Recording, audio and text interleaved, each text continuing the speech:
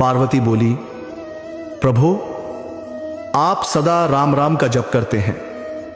आप स्वयं ब्रह्म हैं, सर्वज्ञ हैं, स्वयं ईश्वर के ईश्वर हैं, फिर भी आप किसी और के नाम का जप क्यों करते हैं?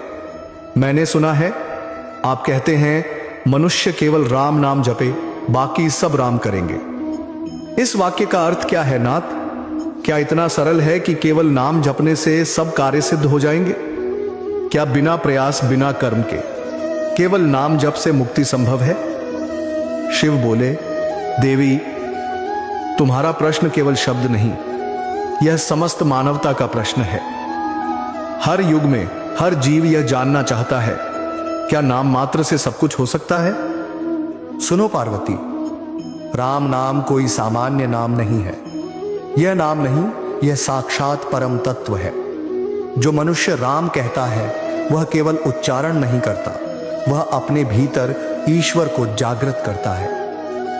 पार्वती बोली, स्वामी परंतु नाम और स्वरूप में अंतर क्या है? भगवान का नाम और भगवान स्वयं क्या दोनों अलग हैं? शिव मुस्कुराते हुए बोले, देवी यह वही प्रश्न है जो ब्रह्मांड के ऋषि भी समझने का प्रयास करते रहे। नाम वह ध्वनि है जो निराकार को साकार करती है। राम का नाम स्वयं राम से भी श्रेष्ठ है, क्योंकि जब रूप नहीं था तब भी नाम था, और जब रूप लय हो जाएगा तब भी नाम रहेगा। शिव बोले, स्मरण करो पार्वती, जब यह सृष्टि नहीं थी, जब केवल शून्य था, तब उस शून्य में पहली तरंग उठी, और वह तरंग थी ओम। उस ओम से ही सब नाम उत्पन्न हुए। राम नाम उसी ओम की सर्वश्रेष्ठ अभिव्यक्ति है। यह नाम सृष्टि का बीज है। जैसे बीज में वृक्ष छिपा होता है, वैसे ही राम नाम में संपूर्ण ब्रह्मांड छिपा है।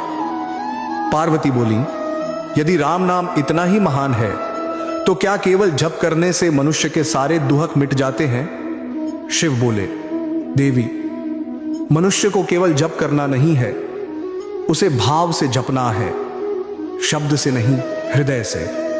जो केवल जीभ से जपता है उसे फल उतना ही मिलता है जितना बीज को बिना मिट्टी के बोने से मिलता है। पर जो राम नाम को अपने प्राणों में बसाता है, उसके जीवन में राम स्वयं उतर आते हैं। शिव बोले, देवी एक बार एक साधक था, उसका नाम था ध्रुवानंद। वह रोज हजारों बार राम नाम जपता, पर उसका जीवन दुखों से घिरा था। एक दिन उसने क्रोधित होकर कहा, प्रभु मैं रोज तुम्हारा नाम जपता हूं, फिर भी सुख क्यों नहीं मिलता? तभी आकाश से एक स्वर आया, तू केवल नाम जपता है पर मुझे बुलाता नहीं। ध्रुवानंद चौंक गया। वह बोला, क्या अंतर है प्रभु? स्वर उत्तर देता है, जब तू राम कहता है केवल गिनती पूरी करने के लिए तो वह शब्द है, पर जब तू राम कहता है प्रेम और समर्पण से तो वह राम स्वयं बन जाता है। उस दिन से ध्रुवानंद ने जपना बंद नहीं किया, पर अब वह हर बार आंसुओं से जपता। धीरे धीरे उसके जीवन के सभी संकट दूर हो गए। देवी यही है राम नाम का रहस्य। पार्वती बोली, तो अर्थ यह हुआ प्रभु, मनुष्य को केवल जप नहीं करना बल्कि अपने भावों को भी शुद्ध करना है।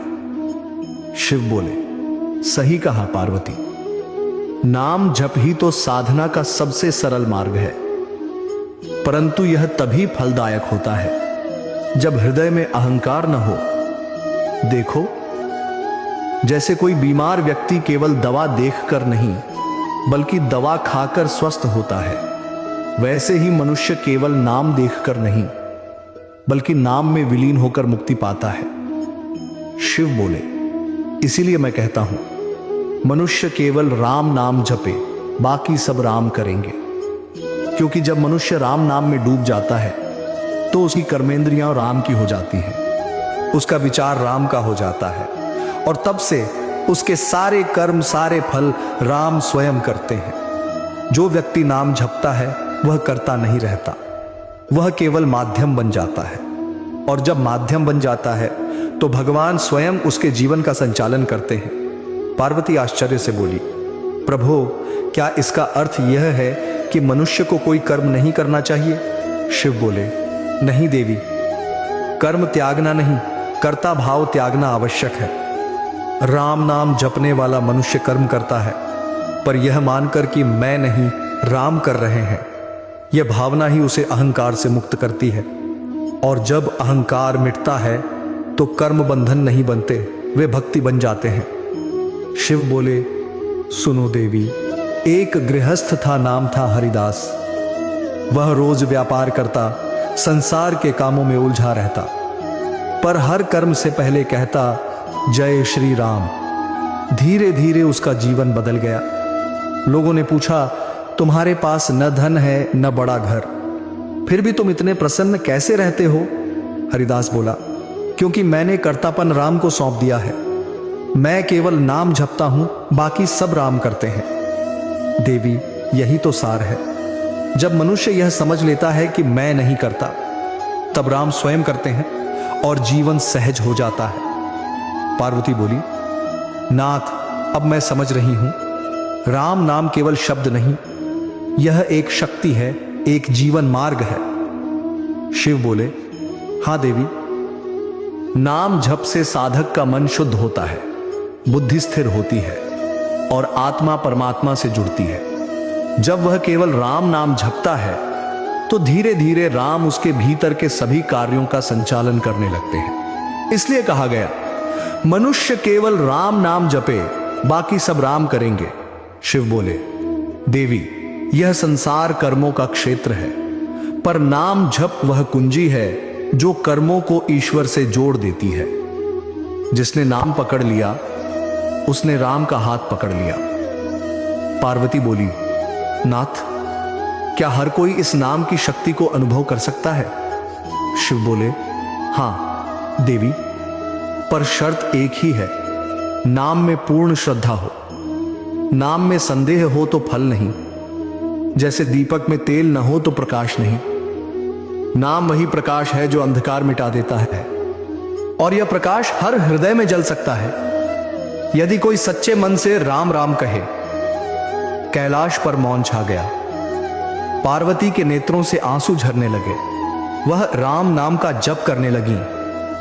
उस क्षण पूरा कैलाश राम नाम की ध्वनि से गूंज उठा।